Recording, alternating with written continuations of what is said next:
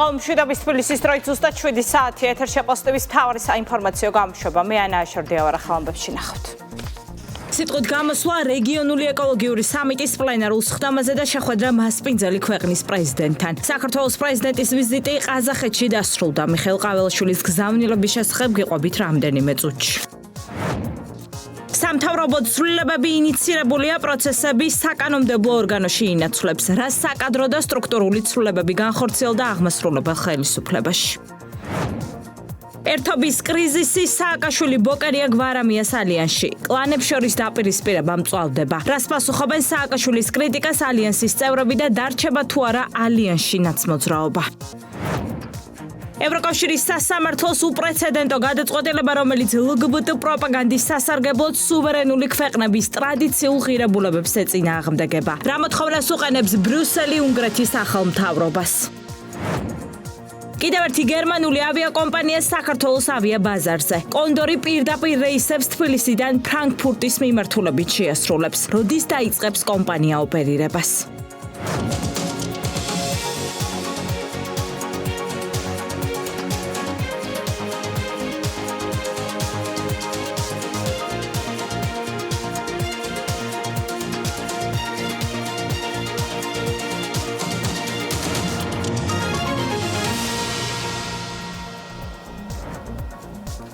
საქართველოსა და ყაზახეთს შორის მალე სტრატეგიული პარტნიორობა გაფორმდება. შეთანხმება ორი ქვეყნის პრეზიდენტებს შორის ასტანაში მიხეილ ყაველაშვილის ვიზიტისას შედგა. მანამდე კი საქართველოს პრეზიდენტის სიტყვით გამოვიდა რეგიონული ეკოლოგიური სამიტის პლენარულ სხდომაზე. მიხეილ ყაველაშვილმა საერთაშორისო ტრიბუნა ჩვენი ქვეყნის მიღწევებსა და სამომავლო გეგმებზე სასაუბროდ გამოიყენა. ყურადღება გამოხულდა გარემოს დაცვითი მმართველობის გაძლიერებაზე, კლიმატის პოლიტიკის განვითარებასა და დაკავშირებადობაზე. მე დეტალს ნუცა კოროშინაძე გვეტყვის, რომელიც ასტანადან პირდაპირ ეთერში გვერდება, ნუცა გისმენთ. საქართველოსა და ყაზახეთს შორის არსებული ურთიერთობები ახალ ნიშნულზე გადადის. ორი ქვეყანა სულ მალე სტრატეგიული პარტნიორები გახდებიან. დოკუმენტს ხელი უახლოეს პერიოდში მოეწერება. აღნიშნული სიახლე საქართველოს პრეზიდენტმა მასპინძელი ქვეყნის პრეზიდენტთან გამართული შეხვედრის შემდეგ გააჟღერა. შეხვედრაზე მხარეებმა არაერთი მნიშვნელოვანი საკითხი მიმოიხილეს. მათ შორის რასაკვირველია ორ ქვეყანას შორის არსებული ურთიერთობები და ამ ურთიერთობების კიდევ უფრო მეტად გაღრმავების პერსპექტივა.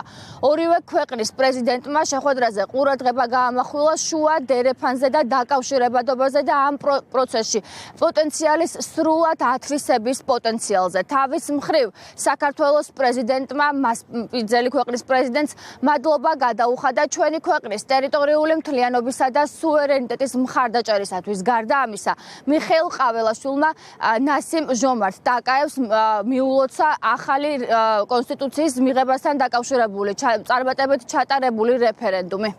საქართველოს მონაწილეობდა ესეთ მაღალ დონის სამიტში და ჩვენ იმას ვიქონიებთ, რომ ეს პროცესი გაგრძელდება, ჩვენი როლი გვაქვს გარემოს დაცვის და ეკოლოგიის კუთხით. ამ ყველაფერს, რა თქმა უნდა, თან სდევს ჩვენი გაცხადებული პოლიტიკა, სამშვიდობო და სტაბილური მდგომარეობა და პარალელურ რეჟიმში ეკონომიკური ზრდა, რომელსაც ყველა ერთად აღნიშნავს. თონდა უკვე ყაზახეთის პრეზიდენტთან შეხვედრა, სადაც უკვე აღნიშნეთ, რომ ის ჩვენი ტრადიციული მეგობრობა, რომელიც წლებია ჩვენ გვაკავშირებს სხვადასხვა სფეროებში, სავაჭრო კუთხით, ეკონომიკის კუთხით, საჭიროებს სტრატეგიული პარტნიორობის დოკუმენტის შექმნას, პროსტულად ხელმოწერას და ამაზე ჩვენ შევთანხმდით და უახლოეს მომავალში ამ ყველაფერს ექნება დასასრული და ყაზახეთი და საქართველოს მოაწერს სტრატეგიული პარტნიორობის დოკუმენტს ხელს.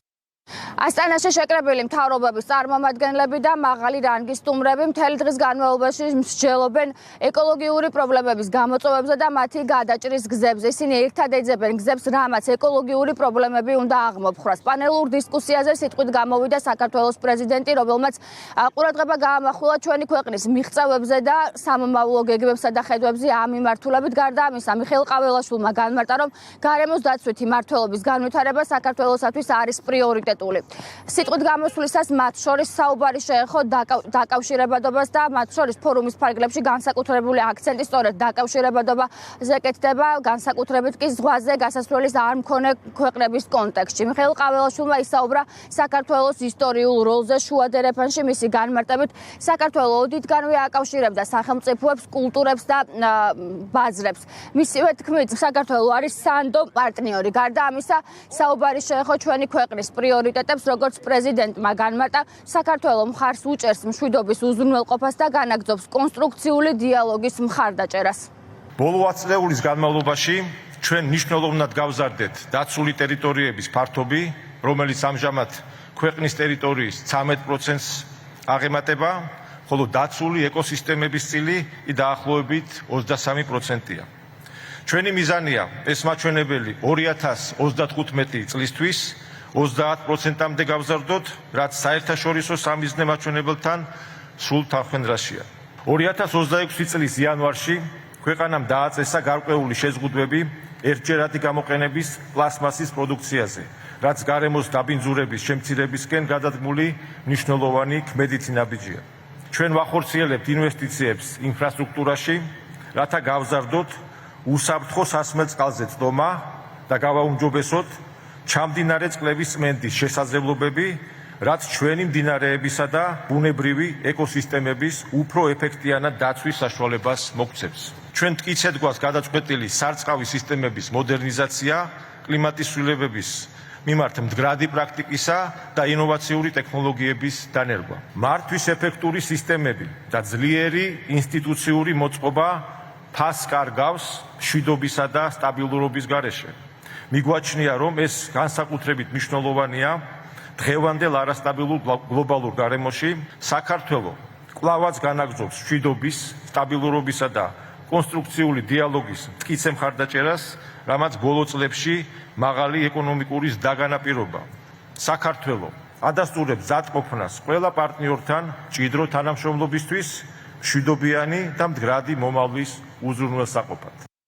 რეგიონულ ეკოლოგიური სამიტის მნიშვნელობაზე საუბრობენ დელეგაციის წევრებიც, მათი განცხადებით აღნიშნული სამიტი კარგი შესაძლებლობაა ჩვენი ქვეყნის პოზიციონირებისათვის. თავის მხრივ სამიტის ფარგლებში შეხვედრები გამართა გარემოს დაცვისა და სოფლის მეურნეობის მინისტრმა დავით სონღულაშვილმა შეხვედრა გამართა მასპინძელი ქვეყნის კოლეგა მინისტრთან, მათ ისაუბრეს ქვეყნებს შორის არსებულ ურთიერთობებზე და ამ ურთიერთობების გაღრმავების პერსპექტივაზე.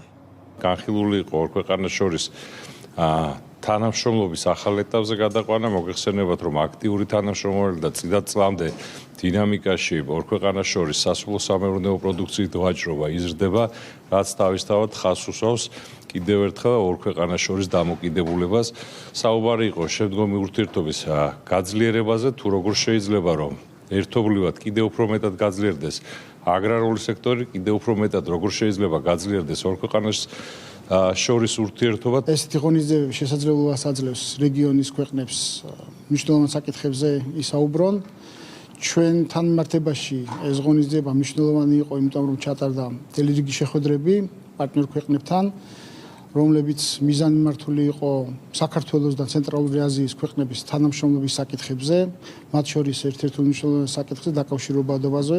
თქვენ იცით, საქართველო პოზიციონებს როგორც სატრანზიტო ლოჯისტიკური ჰაბი და ამ საკითხებზე იყო საუბარი პარტნიორ ქვეყნების წარმომადგენლებთან. რეგიონულ ეკოლოგიურმა სამიტმა ასტანაში მთავრობების წარმომადგენლები, მაღალი რანგის სტუმრები და ბიზნეს სექტორის წარმომადგენლები გააერთიანა. ისინი ერთად მსჯელობდნენ თუ როგორ უნდა გადაიჭრას არსებული ეკოლოგიური პრობლემები. ასტანაში საქართველოს პრეზიდენტის ვიზიტი დასრულდა. პირდაპირ ეთერში ნუცა კოროშინაძე საუბრობდა, მადლობა ნუცა. საქართველოს ეუთოს უსაფრთხოების თანამშრომლობის ფორუმის თავმჯდომარე ქვეყანაა ამ სტატუსით პირველი სხდომა ვენაში გაიმართა. ფორუმის საქართველოს საგარეო საქმეთა მინისტრმა გახსნა მაკაბოჭორიშვილმა საქართველოს გამოცდილებაზე დაყრდნობით უსაფრთხოების კუთხით არსებულ გამოწვევებზე და მასთან გამკლავების გზებზე ისაუბრა. ყურადღება გამახვილდა ეუთოს საქმიანობაზე და დიალოგის აუცილებლობაზე. პირველმა დიპლომატმა ხაზგასმით აღნიშნა ისიც, რომ საქართველოს მხარს უჭერს კონსტრუქციულ ჩართულობას მშვიდობის, სტაბილურობისა და უსაფრთხოების განსამტკიცებლად. დეტალებით პირდაპირ ეთერში თეკლა ბესტავაშვილი გვერდება. თეკლა, გისმენთ. საქართველოს რომელმაც ყველაზე უკეთ იცის მშვიდობის ფასი და ჩვენი ქვეყანა, რომლის ტერიტორიებიც ოკუპირებულია რუსეთის მიერ. სწორედ საკუთარ გამოცდილებას გაუზიარებს საქართველოს ფორუმის თავმჯდომარეობის ფარგლებში ორგანიზაციას. მაკა ბოჭორიშვილმა დღეს პირველ სესიაზე კიდევ ერთხელ ისაუბრა რეგიონში უსაფრთხოების კუთხით არსებულ ვითარებაზე და მშვიდობის როლზე.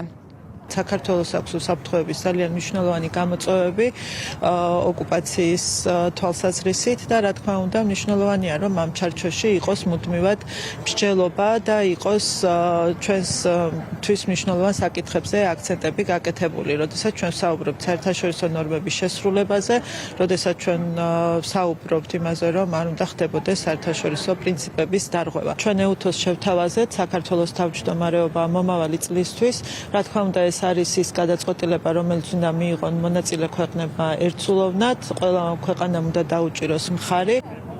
პირველი სამუშაო სესია დღეს საქართველოს საგარეო საქმეთა მინისტრმა გახსნა, როგორც იცით, მომდევნო 4 თვის განმავლობაში იქნება საქართველოს EUTOS უსაფრთხოებისთვის თანამშრომლობის ფორუმის თავმჯდომარე ქვეყანა. თუ რა პრიორიტეტები და ხედვები აქვს ჩვენს ქვეყანას, ამაზე დეტალურად ისაუბრა ქვეყნის პირველმა დიპლომატმა დღეს გახსნით სესიაზე. ესენი იქნება დიალოგის გაძლიერება, ნდობის გამტკიცება და ადამიანის უფლებების დაცვა. საქართველოს როგორც EUTOS უსაფრთხოებისთვის თანამშრომლობის ფორუმის თავმჯდომარე ქვეყანა, დეტალები ნახეთ ჩვენს რეპორტაჟში. გლობალური არასტაბილურობისა და რეგიონში არსებული გამოწვევების ფონზე ჩვენი ქვეყანა მნიშვნელოვან როლს იძენს. საქართველოს EUTOS უსაფრთხოებისთვის თანამშრომლობის ფორუმის თავმჯდომარე ქვეყანა. სწორედ საქართველოს თავმჯდომარეობით გამართულ პირველ სამუშაო სესიაზე დამსწრებს სიტყვით საქართველოს საგარეო საქმეთა მინისტრმა მიმართა. მაშინ როცა რეგიონში უსაფრთხოების მდგომარეობა კვლავ სერიოზულ გამოწვევად რჩება და განსაკუთრებულ ყურადღებას საჭიროებს, საქართველოს პირველმა დიპლომატმა ქვეყნებს შორის ნდობის აღდგენისა და პოლიტიკური დიალოგის მნიშვნელობაზე ისაუბრა. მინისტრმა დაასახელა 3 ძირითადი პრიორიტეტი, რომელზეც საქართველოს თავმჯდომარეობის ფარგლებში განსაკუთრებულ ყურადღებას გაამახვილებს. უკრაინაში მიმდინარე ომი კვლავ მნიშვნელოვან გავლენას ახდენს რეგიონში უსაფრთხოების გარემოზე და EUTOS დამფუძნებელი პრინციპების დაცვისა და პატივისცემის გადაუდებელ აუცილებლობას წარმოაჩენს. გამჭვირვალობისა და სამხედრო სფეროში პროგნოზირებადობის დონე დაბალია, ხოლო დიალოგის შესაძლებლობები ხშირად პოლიტიკური ან უსაფრთხოების ფაქტორებით იზღუდება. ამ კონტექსტში საქართველოს მტკიცედ სწამს, რომ შეთანხმებული პრინციპების მიმართ პატივისცემის და მონაწილე სახელმწიფოებს შორის ნდობის აღდგენა ჩვენი საერთო ძალისხმევის ამოსავალი წერტილი უნდა იყოს. საქართველოს თავმჯდომარეობას გააჩნია მკაფიოდ განსაზღვრული პრიორიტეტები, რომელთა განხორციელებასაც ყველა მონაწილე სახელმწიფოსთან მჭიდრო თანამშრომლობით ვაპირებთ. ფორუმის მანდატის გათვალისწინებით და წინა თავმჯდომარე ქვეყნების მიერ შესრულებულ სამუშაოზე დაყრდნობით საქართველოს უსაფრთხოების დიალოგის ფარგლებში ყურადღებას გაამახვილებს შემდეგ პრიორიტეტულ მიმართულებებზე. პირველი, უსაფრთხოების დიალოგი მიეძღვნება უსაფრთხოების პოლიტიკურ სამხედრო ასპექტზე EUTOS ქცევის კოდექსთან შესაბამისობის გაძლიერებას, მათ შორის ეროვნული შესრულების მექანიზმებისა და მათი ეფექტიანი გამოყენების მხარდამჭერი ღონისძიებების შესახებ საუკეთესო გამოცდილების გაზიარებას. მეორე, უსაფრთხოების დიალოგი შეეხება შეიარაღებული კონფლიქტის გავლენას ქალებსა და გოგოებზე.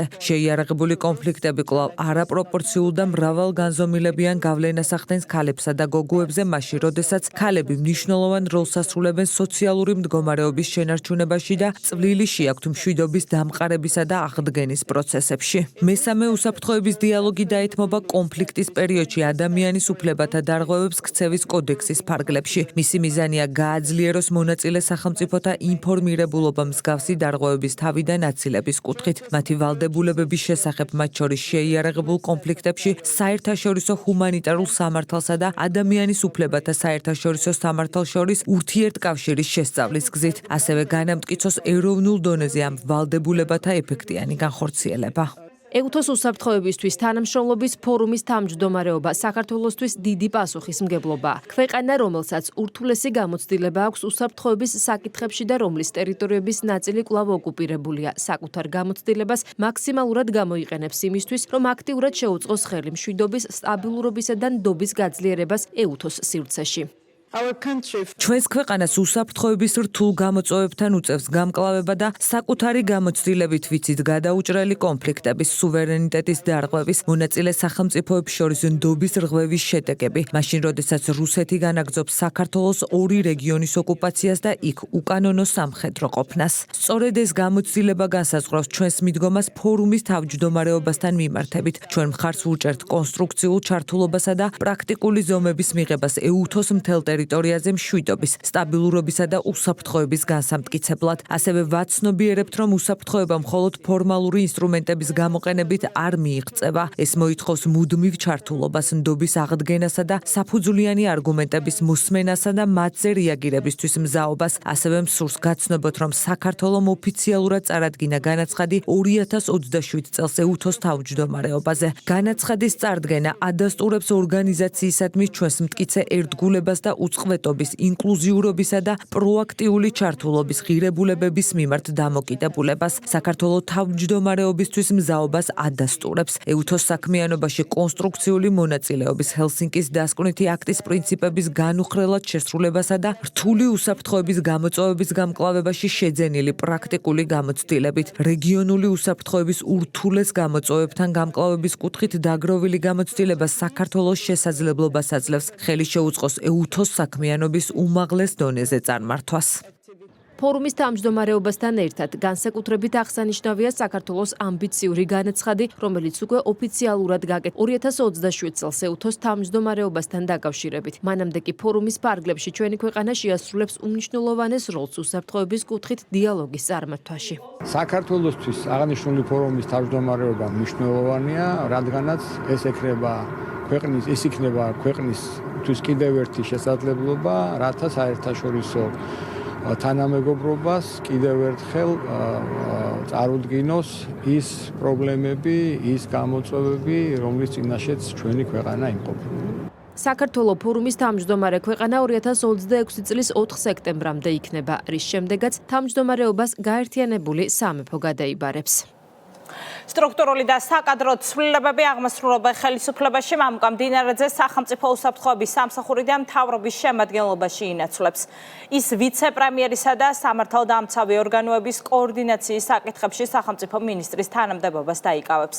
ახალი სტრუქტურის შესაქმნელად პარლამენტში საკანონმდებლო ცვლილებები განხორციელდება. გარდა ამისა, პრემიერ-მინისტრის გადაწყვეტილებით შინაგან საქმეთა მინისტრის პოსტს სულხან თამაზაშვილი დაიკავებს, გეკა გელაძე კი სახელმწიფო უსაფრთხოების სამსახურს უხელმძღვანელებს. სახელისუფლება გუნდში მიიჩნევენ, რომ მთავრობაში განხორციელებული საკადრო და სტრუქტურული ცვლილებები ძალოვან უწყებებს კიდევ უფრო გააძლიერებს. დეტალებით ქეთი მავრიკიშვილი. სამთავრობო ცვლილებები უკვე ინიცირებულია. ახლა პროცესები საკანონმდებლო ორგანოში გადაინაცვლებს, რომელიც მომდევნო კვირიდან დაიწყება. მთავრობაში სამართალდამცავი ორგანოების კოორდინაციის საკითხებში სახელმწიფო სტრუქტურის შექმნისთვის შესაბამისი საკანონმდებლო ცვლილებები განხორციელდება. პოსტს მამუკა მდინარეძე ჩაიბარებს, რომელსაც ასევე ვიცე-პრემიერის მოვალეობა დაეკისრება.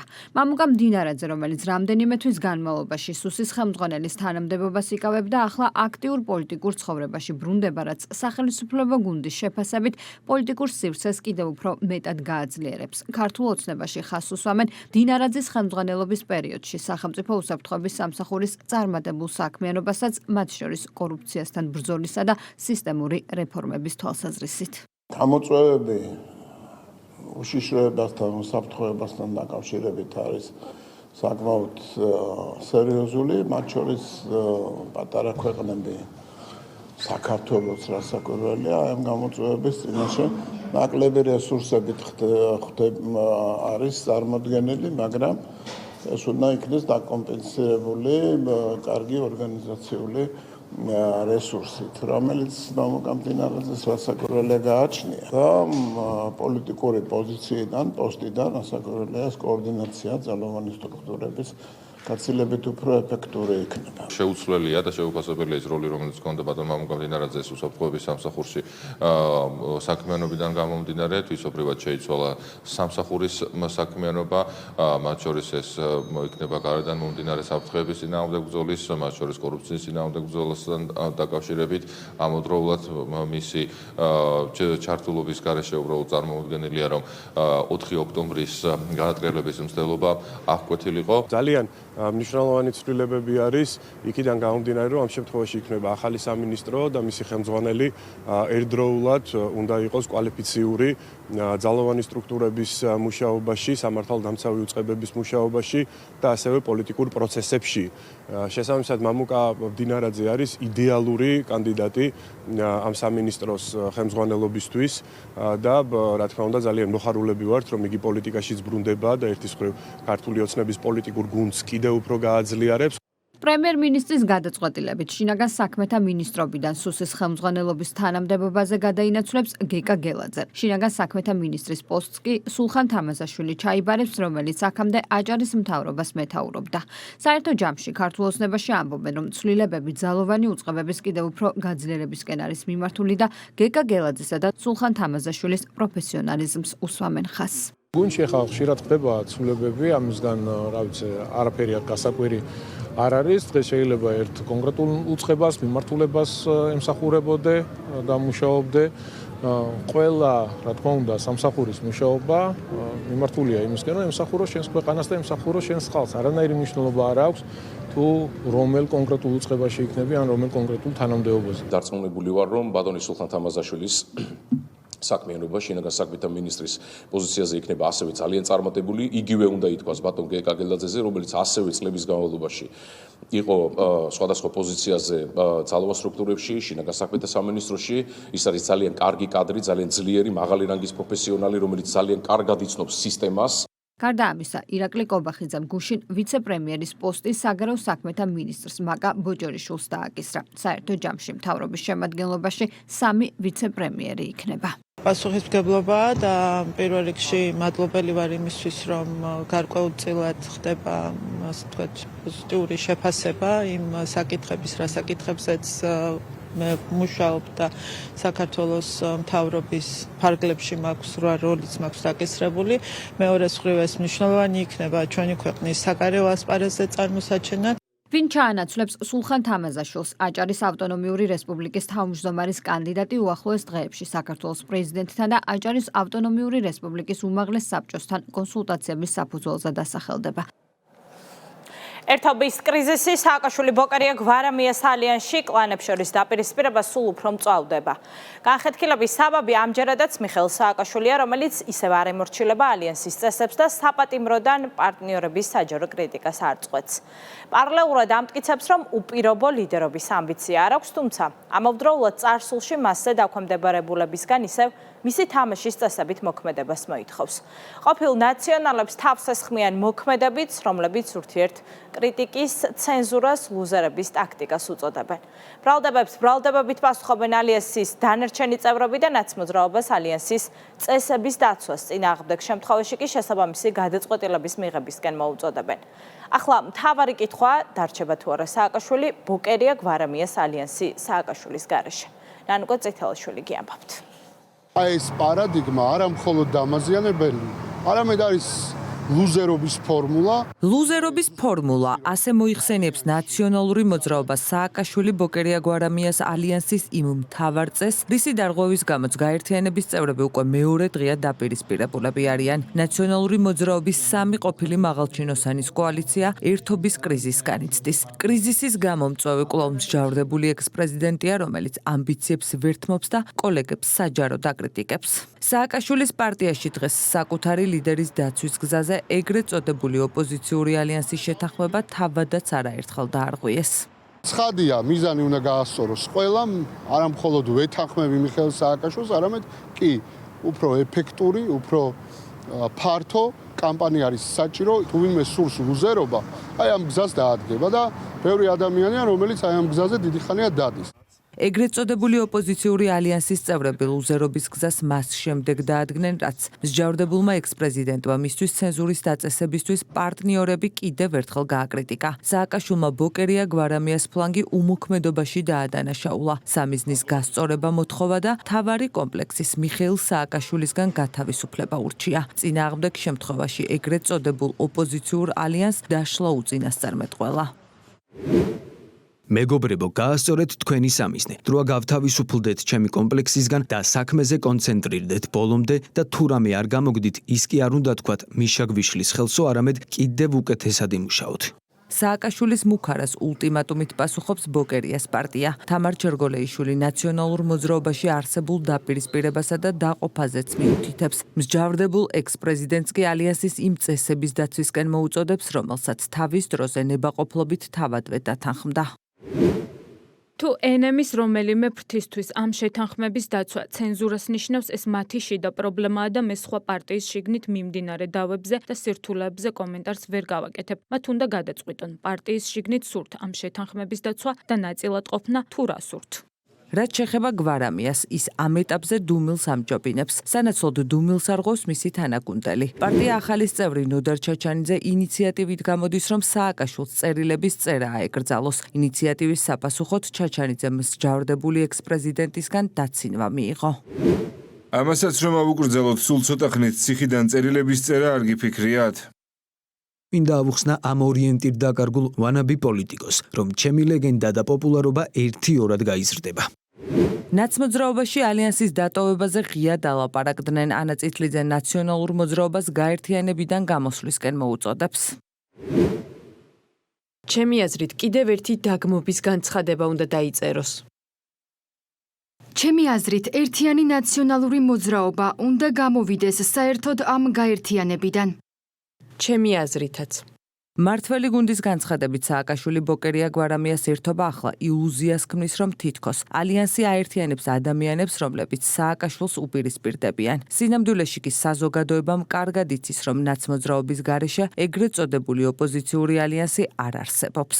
ყველას გვახსოვს ხო, რამხელა აურძაურეთ ზარზე იმით გვამცნობეს ერთობა, თუმცა მაშინვე ჩანდა, რომ ამ ერთობას დიდი ხნის სიცოცხლე არ ეწერა, ხო? წარმოუდგენელია ადამიანები, რომლებიც მხოლოდ და მხოლოდ გარედან იმართებიან და მათ საერთოდ ქვეყანასთან და ქვეყნის ინტერესებთან არანაირი თანხმედრა არ აქვთ. აბსოლუტურად აცდენილები არიან, ქვეყნის მტრები არიან, ჩვეულებრივად. შესაბამისად, ეს იყო თავს მოხვეული, გარედან მიცემული მითითებები. შეიძლება პიროვნულად ერთმა მეორეზე რამე თქვას, რამე ჭორი წამოროშოს, მაგრამ ფაქტია, რომ ეს არის კოლექტიური ნაცმოძრაობა და ამ ნაცმოძრაობას, კოლექტიურ ნაცმოძრაობას აქვს სააკაშვილის სახე და გადაფარულია ყველაფერი იმ სისხლითაც, იმ ქმედებებითაც, რომელმაც საქართველოში ძალიან ძიმე მემკვიდრეობა დატოვა. სააკაშვილი გვარამია ბოკერიას გაერთიანებას ეხლა ეს გვამინდებული მათთვის ჩვეულის ანდაბარბარა აქვს, ერთმანეთში ვერ გაუხვიათ პოზიციები, მაგრამ ეს დამოკიდებულება ერთმანეთის მიმართ არ ახალია, რა თქმა უნდა, ამ ტყუილებს რომ მოკლე ფეხები აქვს, ძალიან კარგად უნდა იცოდნენ წესით, როგორც კოლექტიურმა ნაცმოძრაობამ, ასევე მათმა პატრონებმა, არც არჩევნებში არ აქვთ მათ შესაძლებლობა, რომ არჩევნების გზით მოვიდნენ ხელისუფლებაში, ხოლო ხელისუფლების თანხმობა, რომ არ გამოუვიდათ, ეს უკვე რევოლუციური მსვლელობების ჩავარდნითაც დასტურდება. დაპირისპირების კვალდაკვალ ახლა მთავარი კითხვაა, დარჩება თუ არა სააკაშვილი ბოკერია გვარამიას ალიანსის სააკაშვილის გარეშე. ოპოზიციონერი აქტივისტის მიერ საჯაროდ გავრცელებული ინფორმაციის საფუძველზე შინაგან საქმეთა სამინისტრომ გამოძიება გაუპატიურების მუხლით დაიწყო. სექსუალური ხასიათის მძიმე დანაშაულში ალბინა კორძაია მოძრაობა ნაბიჯის დამფუძნებელი და ოპოზიციონერი აქტივისტი ლუკა ჭოხონელიძე ამხილა. საგამოძიებო უწყებაში დაბარების მიუხედავად დღეს გამოკითხვაზე არ მისულა ბრალდების ავტორი, ადრესატი კი მის მიმართ გაჟღერებულ ბრალდებებს უარყოფს. სექსუალური ხასიათის ძალადობაში დადანაშაულებულ ლუკა ჭოხონელიძეს დამცველები გამოუჩდნენ ნაციონალურ მოძრაობასა და ოპოზიციის მხარდამჭერებშიც. ანა შანიძე კი ამბობთ. შინაგან საქმეთა სამინისტროში დაწყებული გამოძიების ფარგლებში თბილისის პოლიციის მთავარ სამმართველოში გამოკითხვაზე იმყოფება ლუკა ჭოხონელიძე. საგამოძიებო უწყებაში შესვლამდე გაუპატიურებაში დადანაშაულებულმა ოპოზიციის აქტივისტმა მძიმე ბრალდებები უარყო. მსგავსი სპეციფიკის ბრალდება არის ძალიან მძიმე ამბავი რა, ძალიან მძიმე ამბავია რა თქმა უნდა ჩემთვის. ანუ მის ბრალდებას უარყოფთ თქვენ? ბრალდებას თუ ბრალდებას უწოდებთ, ეს თავისთავად ცილის წამებაა. ოპოზიციის ერთმა აქტივისტმა მეორეს მძიმე ბრალდებები გუშინ წაუყენა. ალბიკ ორძაიამ ლუკა ჭოხონელიძე გაუპატიურებაში დაადანაშაულა. სოციალურ ქსელში დაწერილი ხმაურიანი პოსტის მიხედვით მოძრაობა ნაბიჯის დამფუძნებელი მხილებულია თავად ბრალდების ავტორის მიმართ სექსუალურ შევიწროებაშიც. ამ ინფორმაციის მიხედვით სავარაუდო დანაშაული 2023 წელს ნაბიჯის ოფისში მოხდა. ლუკა ჭოხონელიძემ გოგო გააუპატიურა. გოგოს არ უნდა გამოჩენა, არ უნდა ამაზე საუბარი, მისი მესმის. მე ამ ისტორიის მჯერა 100%-ით, რადგან 2023-ში ჩემმა მეგობრებმა წამიყვანეს ნაბიჯის ოფისში, მაკამ და თორნიკემ. ბავშვები იქ სვამდნენ, მეც დავლიე 1-2 ჭიქა. მაგ პერიოდში ჩემს ბინაში რემონტები მქონდა და ძალიან გადაღლილი ვიყავი. წავედი სხვა ოთახში და პუფებში ჩავწექი. გამეღვიძა შეგრძნებისგან, რომ ვიღაც ხელებს მითათუნებდა სხეულზე. თავი რომ მოვატრიალე, დავინახე რომ ეს იყო ლუკა. მოკლედ ლუკამ თავი მოიკატუნა, ვითომ ეძინა რომ აერიდებინა ჩემთან გარჩევები ალბათ. გავედი ისევ იმ ოთახში, სადაც სვამდნენ. გავაღვიძე ჩემი მეგობარი თორნიკე და ეგრევე წამოვედით. მინდა მივმართო ადამიანებს, ვინც აფინანსებს ამ ლუკას და თავის მეგობრების სამომავლო პოლიტიკურ კარიერას. უკაცრავად არ გაქვთ.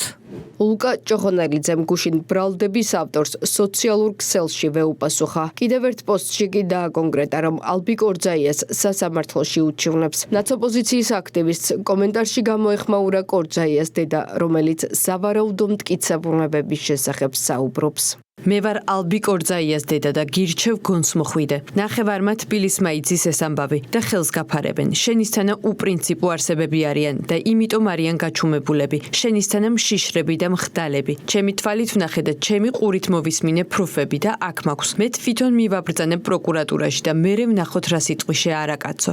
მძიმე ბრალდებების პარალელურად მწვავე დაპირისპირება დაიწყო ოპოზიციის აქტივისტებში. მათი ნაწილი სავარაუდო მსხვერპლს იცავს, ნაწილი კი ბრალდების ადრესაც, მათ შორის ნაციონალურ მოძრაობაში მტკიცებულება არ სჭირდებათ იმისთვის, რომ ჭოხონელიძის უდანაშაულობა დაიჯერონ. მე დარწმუნებული ვარ, რომ მას არათუ აი ამ განცხადებასთან შემხებლობა არ ქონია, არამედ აი ამ ყველაფერს კი დაადასტურებს და მტკიცებულება არ ჭირდება იმას, რომ ლუკა არის ძალიან კეთილსინდისიერი, პატიოსანი და წესიერი ახალგაზრდა. ახლა დაიწყება მტყუან მართლის გარჩევა. იმის გარჩევაც საჯაროდ უნდა დაწერილი იყო თუ არა, მაგრამ ყველას დაავიწყდება მთავარი. რას გრძნობს ახლა ის გოგო, ვინც სავარაუდოდ გააუპატიურეს. მინდა იცოდე, ჩემო ლამაზო, ჩემო პატარა, ჩემო ძვირფასო, რომ შენი ბრალი არ არის ის, რაც გადაგხდა. შენ არ გამოგიწვევია ეს ყოველივე. მე ვიცი, რამდენს რისკავს ქალი, როცა ამას ამბობს. ამდენად მისი მჯერა, სანამ საპირისპირო არ დადასტურდება. სირცხვილი ქალების ყველა დამუნათებელს, ყველა აქამდე სად იყოს და ასე შემდეგ აღარ ჩამოვთვლი დეტალურად. ალბათ მოკლე იუბკა ეცვას მადლი შეგეწიოთ. არავის მიერ ჩადენილ ძალადობას ხელი არ უნდა დაეფაროს და არ უნდა გატარდეს არც ომში და არც მშვიდობაში, მარტო იმიტომ, რომ რაღაცეების დრო არ არის ვიღაცეების აზრით. ნაცოპოზიციაში არსებულ დაპირისპირებასთან დაკავშირებით სახელმწიფო გუნდში აღნიშნავენ, რომ მოხდა თუ არა დანაშაულებრივი ფაქტი. ეს გამოძიებამ უნდა დაადგინოს. თუ ერთი ადამიანი მეორეს აბრალებს კონკრეტული დანაშაულის ჩადენას, ეს არის გამოძიების დაწყების საფუძველი, გამოძიების საგანია და შესაბამისად გამოძიებამ უნდა დაადგინოს, ნამდვილად მოხდა თუ არა დანაშაულებრივი ფაქტი. ამასთან დაკავშირებით მეც ვერ მოგახსენებთ. შეგვიძლია ვთქვათ, რომ არაფერი სიკეთე და უფლებების დაცვა, აი ეგრეთ წოდებული ვითომ NGO სექტორიდან არასოდეს არ მოდიოდა და ვერ წამოვა. ერთმანეთში ჰქონდა და ექნება დაპირისპირება, აი როგორც ამ შემთხვევაში, ზოგი ჩხუბში ადანაშაულებს, ზოგი სექსუალურ შევიწროებაში და ასე შემდგომ. ეს ყოველთვის ექნებათ, იმიტომ რომ მათი შინაგანი ბუნება არის ასეთი. მძიმე ბრალდების ავტორიც და ადრესატიც ნაცოპოზიციის აქტიური აქტივისტები არიან. მათ შორის მონაწილეობდნენ ძალადობრივ აქციებშიც. ლუკა ჭოხონელიძე, რომელსაც წარსულში კეზერაშვილი აფინანსებდა, ახლა YouTube არხ მის მინეზია დასაქმებული. მისი პოდკასტის პირველი გადაცემა ეკლესიაზე შეტევასა და გარდაცვლილი პატრიარქის შეურაცხყოფას დაეთმო. ანტისახელმწიფოებრივი მიზნის მქონე პარტიების აკრძალვა და სამართლებრივი პასუხისგება ერთიანი ნეიტრალური საქართველოს ხელისუფლებას მოუწოდებს დაწყებული პროცესი დროულად მიიყვანოს ბოლომდე.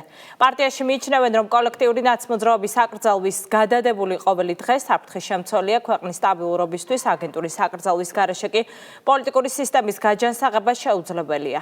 ერთიანი ნეიტრალური საქართველოს მოთხოვნას უერთდებიან სააკაშვილის ხელისუფლების დროს დაზარალებული ოჯახების და დანაშაულებრივი რეჟიმის გასამართლების აუცილებლობაზე საუბრობენ. სოსო ელისაშვილი გიამბობთ. ანტისახელმწიფოებრივი ძალებისთვის პოლიტიკური საქმიანობის აკრძალვა უცხოეთიდან მართული აგენტურული ქსელის ბრძოლა საქართველოს წინააღმდეგ და საზოგადოებაზე მავნე ზეგავლენის მოხდენის მცდელობები. ერთიანი ნეიტრალური საქართველოს ხელისუფლებისგან იმ სამართლებრივი პროცესების ბოლომდე მიყვანას ითხოვს, რაც მიზნად კოლექტიური ნაცმოძრაობის აკრძალვას გულისხმობს. პარტიაში განმარტავენ, რომ წინააღმდეგ შემთხვევაში უცხოეთიდან დაფინანსებული და წახალისებული ძალები ქვეყანაში deep state-ის ინტერესების გატარებას და დესტაბილიზაციას კვლავ გააგრძელებენ.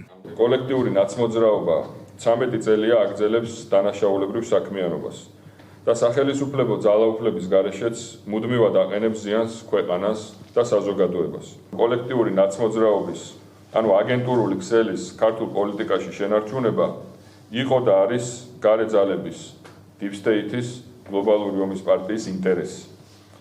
მაგრამ ვისგანაც არ უნდა მოდიოდეს ზეწოლა. კაფიოდ ვაცხადებთ, რომ დამნაშავეების გასამართლება არის ქართველი ხალხის მტკიცე დაკვეთა და ქვეყნის მომავალი სტაბილურობისთვის ერთ-ერთი აუცილებელი პირობა. ამიტომ მოუწოდებთ ხელისუფლებას დროულად მიიყვანოს ბოლომდე აღნიშნული პროცესი. ერთიან ნეიტრალურ საქართველოში უსვამენ ხაზს, რომ ნაცმოძრაობისა და მისი სატელიტი პარტიების აკრძალვა საზოგადოების ინტერესებშია და სწორედ მოსახლეობის დაკვეთას წარმოადგენს. პარტიაში ამბობენ, რომ კოლექტიური ნაცმოძრაობის აკრძალვის ყოველი გადადებული დღე ქვეყნის სტაბილურობისთვის საფრთხის შემცველია. განსხვავებით ეგრეთ წოდებული ოპოზიციური პარტიებისგან, რომლებიც უცხოეთიდან არიან დაფინანსებული და მხოლოდ მათ დავალებას ასრულებენ, ჩვენი პარტია ერთიანი ნეიტრალური საქართველოს სწორედ უსმენს ხალხის მოთხოვნას და საზოგადოების ინტერესს და აქედან გამომდინარე ჩვენ ვცდილობთ, რომ ხიდი ვიყოთ. ერთიანი ნეიტრალური საქართველოს ლიდერებთან ერთად ხელისუფლებას იმ ოჯახების წევრებმაც მიმართეს, ვინც ნაცმოძრაობის რეჟიმის სისასტიკეს საკუთარ თავზე გამოსცადეს. მათ წინა ხელისუფლების დროს არსებულ ვითარებასა და რეჟიმის დანაშაულებზე ისაუბრეს და აღნიშნეს, რომ მიუხედავად ცალკეული პოლიტიკოსების პასუხისგებაში მიცემისა, საჭიროა, რომ სააკაშვილის გუნდის პასუხისმგებელი თითოეული პირი გასამართლდეს. აღნიშნული კი როგორც საზოგადოებაზე, ისე ქვეყანაზე პოზიტიურად დაისახება. Ზუსტად ერთი წლის წინ ვიყავი საქართველოს პარლამენტში საგამოძიებო კომისიაზე და ნაციონალური მოძრაობის სისხლიან დანაშაულებებს აქვს უამრავი სამართლებრივი მტკიცებულებები, რაც ხელისუფლებას ვალდებულს ხდის, რომ ისინი საბოლოოდ გაასამართლოს, დაერქვას თავისი ნამდვილი სახელი, შეფასდეს როგორც რეჟიმი. ყველა უნდა გასამართლდეს, არა როგორც ნაციონალური მოძრაობა, არამედ მისი სატელიტები.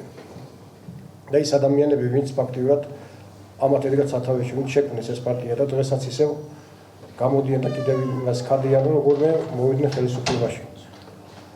არა არჩევნების გზით, არამედ ისევ რევოლუციის გზით. ჩვენ უკვე ვიცით, რომ დავასრულეთ კოჰაბიტაცია და უკვე ღიად ვცემთ პასუხს გარე ძალებს, რომლებიც ყველაფერს აკეთებდნენ იმის გულისთვის, რომ ქვეყანაში არეულობა გამოეწვიათ, გადაეტრიალებინათ ხელისუფლება ძალადობრივი გზით და ვიხილეთ ეს ყველაფერი მათის კი არა და ახალგაზრდობა ფარად აიფარეს. მმართველ გუნდში განმარტავენ, რომ ნაცმოძრაობის დანაშაულებრივი ბუნება განსაკუთრებით პარლამენტის დროებითი საგამოძიებო კომისიის მუშაობისას გამოჩნდა, როდესაც რეჟიმის მიერ დაზარალებულებმა საჯაროდ საკუთარი ისტორიები გაიხსენეს. ქართულ ოცნებაში კოლექტიური ნაცმოძრაობის წინააღმდეგ საკონსტიტუციო სასამართლოში შეტანილი სარჩელის შესახებაც საუბრობენ და იმედოვნებენ, რომ მოსამართლეთა კოლეგია ობიექტურ გადაწყვეტილებას მიიღებს.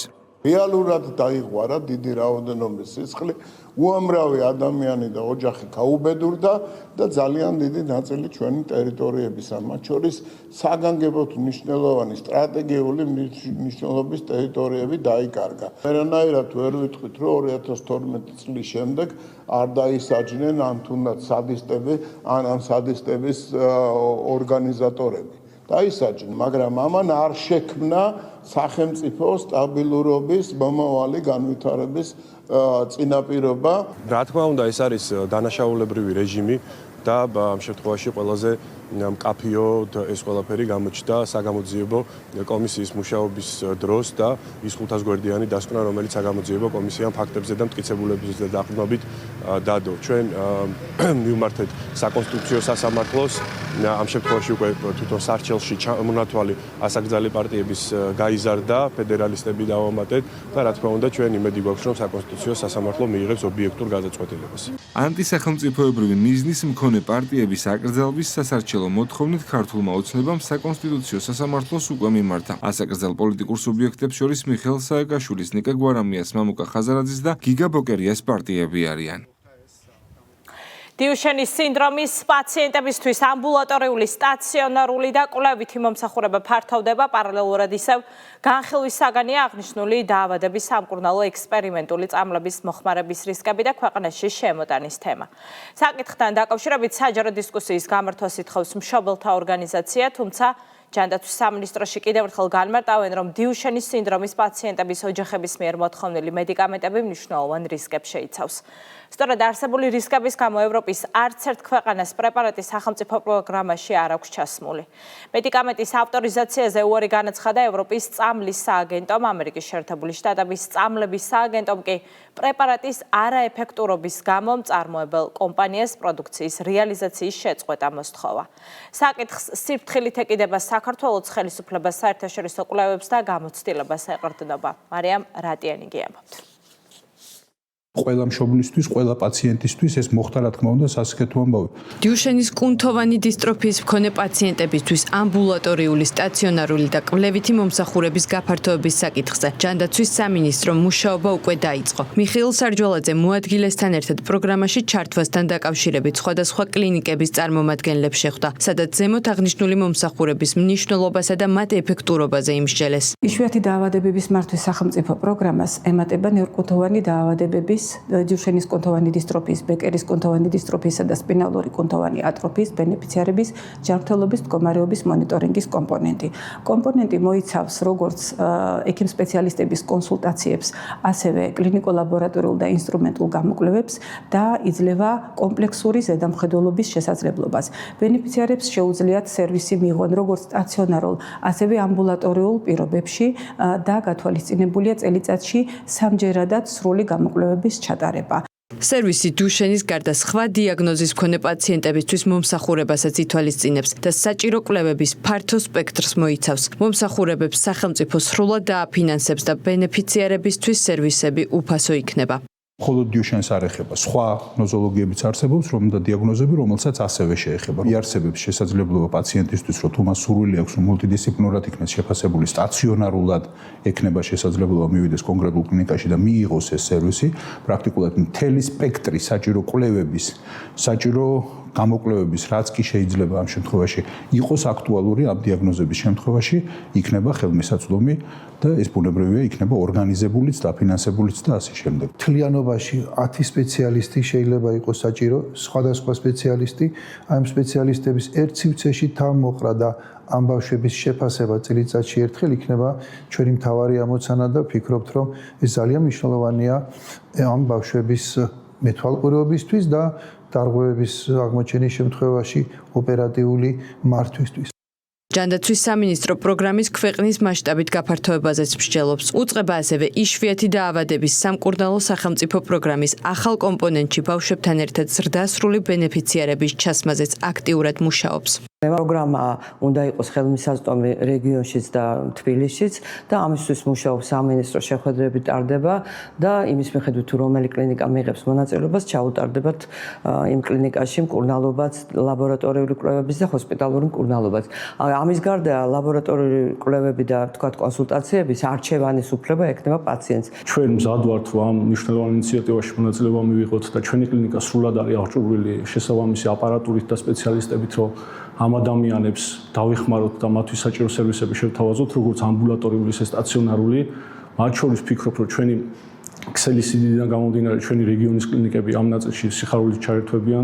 პარალელურად დიუშენის სინდრომით დაავადებული ბავშვების სამკურნალო მედიკამენტების მოხმარების რისკები კვლავ განხილვის საგანია. მშობელთა ორგანიზაციის ერთად ვებრძოლო დიუშენის კუნთოვან დისტროფიას წევრებმა პრესკონფერენცია გამართეს და მედიკამენტებთან დაკავშირებით საჯარო დისკუსიის გამართვა მოითხოვეს. ვინაიდან ეს თემა გამოვიდა სააშკარაოზე და გახდა ხელისუფლების, საზოგადოების, მედიის ყურადღების საგანი, მოვითხოვთ ღია საჯარო დისკუსიას ხელისუფლებასთან და პროფესიონალებთან.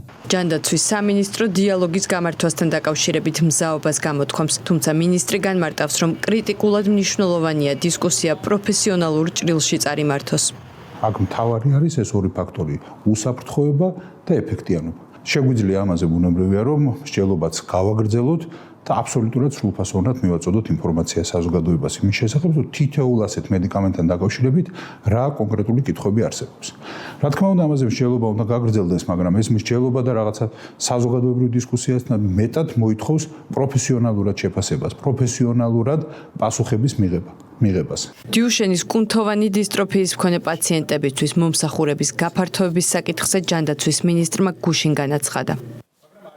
საქართველოს საპარლამენტო დელეგაციის ვიზიტი მადრიდში გრძელდება. დელეგაციის წევრები კოლეგებს სენატის საგარეო ურთიერთობათა კომიტეტის თავმჯდომარეს და კომიტეტის წევრებს შეხვდნენ. მხარეებმა საქართველოსა და ესპანეთს შორის არსებული და სამომავლო ურთიერთობების პერსპექტივები განიხილეს. სენატის ეროვნული უსაფრთხოების შერეული კომისიის პრეზიდენტთან შეხვედრისას მხარეებმა უსაფრთხოების გამოწვევებზე და რეგიონში არსებულ კონფლიქტებზე ისაუბრეს. ესპანურმა მხარემ ქართულ დელეგაციას მიაწოდა ინფორმაცია უსაფრთხოების თანამედროვე გამოწვევებზე, მათ შორის მიგრაციის, კიბერუსაფრთხოებისა და ენერგეტიკული უსაფრთხოების საკითხებზე. შეხვედრაზე ხაზი გაისვა აღნიშნულ სფეროებში გამოცდილების გაზიარებისა და ორმხრივი თანამშრომლობის შემდგომი გაღრმავების მნიშვნელობას.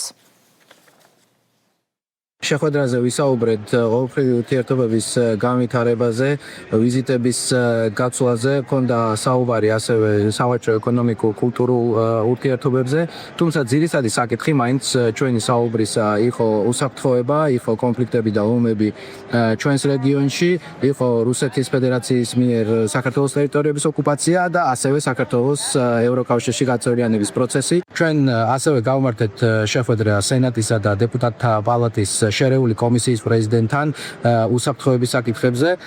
აქ ძირითადი თემები, რაზეც ჩვენ ვისაუბრეთ, იყო არალეგალური მიგრაცია, კიბერუსაფრთხოება, ენერგეტიკული უსაფრთხოება. ეს ის საკითხებია, რომელიც ორივე ქვეყანას პასუხებს. ასევე მივაწოდეთ ინფორმაცია ოკუპირებულ რეგიონებში არსებულ ვითარებაზე, მივაწოდეთ ინფორმაცია ჩვენს ხედვაზე კონფლიქტებთან დაკავშირებით ჩვენს რეგიონში და აქაც შევთავაზეთ სამომავლო თანამშრომლობაზე, მათ შორის გამოცდილების გაცვლაზე. გრძელდება ჩვენი ვიზიტი ესპანეთში, ძალიან საქმიანი, შინაარსიანი და მეგობრული კონსტრუქციული შეხვედრა ჰქონდა. დღეს როგორც სენატში, ასევე კონგრესში. სენატში ჰქონდა შეხვედრა ევროკავშირის შერეულ კომიტეტთან, სადაც კომიტეტის წევრებს ჰქონდათ ძალიან ბევრი კითხვა იმასთან დაკავშირებით, თუ რა ვითარებაა დღეს საქართველოს ევროკავშირის შორის, როგორ წარმოგვიდგენია, როგორ გვესახება ამ ურთიერთობის გადატვირთვა, რა არის ჩვენი სამომავლო გეგმები. ძალიან წარმატებული ვიზიტი ჰქონდა სენატში, შერეულ კომიტეტთან, სადაც მრავალპარტიული შეხვედრა გაიმართა. დიდი იყო ინტერესი ჩვენი დელეგაციის მიმართ და ასევე მიიღეთ სრული მხარდაჭერა ევროინტეგრაციის გზაზე საქართველოსადმი, ისევე როგორც ერთნიშნულად ხაზი გაესვა დიალოგისა და სამომავლო თანამშრომლობის აღდგენისა და გაძლიერების აუცილებლობას. ევროკავშირის უმაღლესი სასამართლოს პრეცედენტული გადაწყვეტილება, რომელიც ლგბტ პროპაგანდის სასარგებლოდ სუვერენული ქვეყნების ტრადიციულ ღირებულებებს ეწინააღმდეგება. მართლმსაჯულების ევროპულმა სასამართლომ მიიჩნია, რომ მავნე გენდერული იდეოლოგიისგან ბავშვთა დაცვა ადამიანის უფლებების დარღვევა. ახლა ბრიუსელი უნგრეთისგან ბავშვთა დაცვის კანონის გაუქმებას ითხოვს. საკითხთან დაკავშირებით ჯერჯერობით უცნობი ახალი მმართველი პარტიის პოზიცია, თუმცა გადაწყვეტილებას მწვავედ აკრიტიკებს ვიქტორ ორბანი. ტრადიციული ღირებულებების წინააღმდეგ ბრძოლა მიუღებელია ქართული ოცნებისთვის, რომელმაც ოჯახური ღირებულებებისა და არასრულწლოვანთა დაცვის კანონის მიღების გამო ბრიუსელის ეწოლა საკუთარ თავზე გამოსცადა. საუმე გობრონიძე გიამბობს. ბრიუსელი სუვერენულ სახელმწიფოებში ოჯახური ტრადიციებისა და არასრულწლოვნების LGBT პროპაგანდისგან დაცვის წინააღმდეგ ისევ აქტიურად და ღიად იბრძვის. ამის კლასიკური მაგალითი საქართველოსთან ერთად უნგრეთია. ევროკავშირის მართლმსაჯულების სასამართლო მიიჩნევს, რომ უნგრეთში ბავშვებისთვის LGBT თემატიკასთან დაკავშირებულ კონტენტზე წვდომის აკრძალვა ევროკავშირის კანონმდებლობასთან შეუსაბამოა და მავნე გენდერული იდეოლოგიისგან ბავშვთა დაცვა ადამიანის უფლებების დარღვევა. ამ მიზეზით სასამართლომ უნგრეთის ახალ მთავრობას 2021 წელს მიღებული კანონის გაუქმება დაავალა. სასამართლოს სრული შემადგენლობა ადგენს, რომ უნგრეთმა ვერ შეასრულა ნაკისრი ვალდებულებები, რომლებიც ევროპარლამენტისა და ევროპული საბჭოს დირექტივის მუხლებიდან, ევროკავშირის ფუნდამენტური უფლებებიდან გამომდინარეობს. უნგრეთის მიერ მიღებული საკანონმდებლო შეზღუდვები LGBTQ წარმომადგენლობასთან დაკავშირებით ეწინააღმდეგება ევროკავშირის მთელ რიგ კანონებს.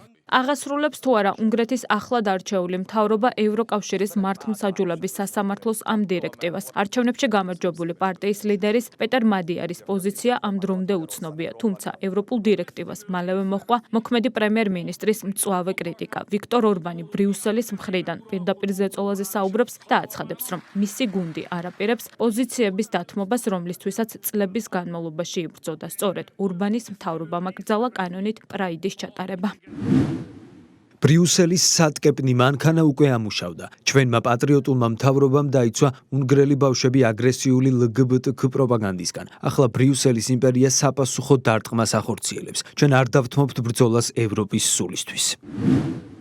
ეს აღმაშფოთებელი ვერდიქტია. ევროკრატებისთვის მთავარი ღირებულებაა მემარცხენე ინდოქტრინაცია და LGBT პროპაგანდის დაძალება ჩვენი ახალგაზრდებისთვის. მათ ახლა ეს ევროკავშირის სავალდებულო კანონად გამოაცხადეს. ამ ვერდიქტს სხვა შედეგებიც მოჰყვება. მემარცხენე ორგანიზაციები უკვე ითხოვენ უნგრეთის კონსტიტუციის შეცვლას, რომ კანონით აღარ იყოს დაცული ქორწინება, როგორც ქალისა და მამაკაცის კავშირი. სურთ, რომ ის ერთნაირ სქესიანთა ქორწინებით ჩაანაცვლონ, ასევე ამ წყვილებს მისცენ შვილად აყვანის შესაძლებლობა. ეს უდიდესი გამოცდა იქნება უნგრეთის ახალი პრემიერ-მინისტრის პიტერ მადიარისთვის. დამორჩილდება ევროკავშირის დიქტატს თუ დაიცავს ქვეყნის სუვერენიტეტსა და ტრადიციულ ღირებულებებს. ერთი რამ ცალსახაა, ეს ვერდიქტი არასოდეს უნდა აღიაროს არც ერთმა სუვერენულმა მთავრობამ. ევროკავშირის ამ ფსევდოელიტას მსურს პირდაპირ ვუთხრა, ხელი არ ახლონ ჩვენს ბავშვებს. უნდა შეასრულოს თუ არა უნგრეთმა სასამართლოს გადაწყვეტილება და უნდა დააკანონოს არასრულწლოვნებში LGBT პროპაგანდა. კითხვას თბილისში ოპოზიცია პირდაპირ პასუხს ვერ სცემს. ნაციონალურ მოძრაობაში დღეს თქვეს, რომ ოჯახური ღირებულებების დაცვა აუცილებელია, თუმცა მაშინ, როდესაც შესაბამის კანონს საქართველოს პარლამენტი იღებდა, კანონპროექტს მხარი არ დაუჭირეს და კენჭისყრის დროს სხდომათა დარბაზიდან გაიპარნენ. ჩვენ ვფიქრობთ, რომ ოჯახური ღირებულებები, ტრადიცია, რელიგია არის ის ნაწილი ჩვენი იდენტობის, რომელიც ყველამ უნდა დაუცვო. რატომ წინააღმდეგებოდით მაშინ ქართულ კანონს ამ საკითხებთან დაკავშირებით, თუ ასე ფიქრობთ? თუ ვინმე მიცის ოჯახი, ეს ჩვენ ვართ ნამდვილად. ტრადიციული ღირებულებების წინააღმდეგ ბრძოლა მიუღებელია ქართული ოცნებისთვის, რომელმაც ოჯახური ღირებულებებისა და არასრულწლოვანთა დაცვის კანონის მიღების გამო ბრიუსელის ზეწოლა საკუთარ თავზე გამოსცადა. ლიბერალიზმის სახელით განსხვავებული აზრის დევნა, უცხო ქვეყნების ეროვნული ინტერესების უგულებელყოფა, სუვერენიტეტში ჩარევა და ტრადიციული ფასეულობების დანგრევის მცდელობები. ევრობიუროკრატიისა და გლობალური ძალის უკვე კარგად ნაცნობ ხელწერად იქცა. პირდაპირ რეზოლუციებსაც იღებენ, პირდაპირ მოწოდებებია, რომ აღნიშნული კანონპროექტი იყოს გაუქმებული. საერთო ჯამში საბოლოოდ, რა თქმა უნდა, ყველას სთხოვენ იგივე დამოკიდებულება აქვს, როგორც ევროკავშირის ქვეყნებთან, ასევე იმ ქვეყნებთან, ვისაც გაცხადებული აქვს ევროკავშირის გზა. და რა ვიცი, ჩვენ ნახეთ ბოლო წლების განმავლობაში თუ რა შემოტევები, შანტაჟი, მუქარები იყო ამ ყველაფერთან დაკავშირებით. ეს არის ძალიან სერიოზული ტესტი ბატონი მადიარისთვის, რომელიც ხელისუფლებაში მოვიდა კონსერვატორული ღირებულებების დაცვის დაპირებებით. და ამ შემთხვევაში უკვე ბრიუსელმა მას მოსთხოვა ისეთი რაღაცის გაკეთება, რაც უნგრელი ხალხისთვის არის მიუღებელი. ჩვენ ხედავთ, რომ მაგალითად პოლონეთი დაავალდებულეს, რომ გეი წყვილი, რომელმაც იქორწინა სხვა ქვეყანაში და პოლონეთში ეს არის აკრძალული, ვინაიდან გერმანიაში ეს ყველაფერი იყო დაშვებული, ახლა ამ წვილს უნდა მიცეს, ასე ვთქვათ, ლეგიტიმაცია. ზუსტად ანალოგიურთან გვაქვს საქმე უნგრეთის შემთხვევაში. ასე გვიგრძელებდნენ LGBT პროპაგანდის აკრძალვას სკოლებში და ბაღებში, მაგალითად ის რომ ქალი კაცლია და კაცია, სამწუხაროდ თურმე მავანისთვის ეს აღიარებული ჭეშმარიტება არ არის, რაც ჩვენთვის ტრადიციული და ისტორიული ქვეყნისათვის და ამ ქვეყნის შრომებისათვის კატეგორიულად მიუღებელია. ახლა მთავარი კითხვა პეტერ მადიარის მისამართი არსებობს. აღასრულებს თუ არა ბრიუსელის დირექტივას, წავა თუ არა უნგრეთის ეროვნული ინტერესების წინააღმდეგ და გააუქმებს თუ არა იმ კანონს, რომელიც ბავშვებს LGBT პროპაგანდისგან იცავს. უცხო ქვეყნის სასარგებლო ჯაშუშობისთვის სახელმწიფო უსაფრთხოების სამსახურმა საქართველოს ერთი მოქალაქე დააკავა, ორს კი ბრალდება და უსწრებლად წარედგინება. გამოძიების ინფორმაციით დაკავებულს უცხო ქვეყნის სპეცსამსახურების მიერ თანხის სანაცვლოდ დავალებული ჰქონდა საქართველოში ინფორმაციის შეგროვება რამდენიმე მიმართულებით, მათ შორის სამართალდამცავი სტრუქტურების, სახელმწიფო უსაფრთხოების სამსახურის, შინაგან საქმეთა და თავდაცვის სამინისტროების დისლოკაციის ადგილებისა და საშუალებების შესახებ. ანალოგიურ დანაშაულში ასევე მხილებულია ამჟამად საზღვარგარეთ მიმალვაში მყოფი საქართველოს ორი მოქალაქე.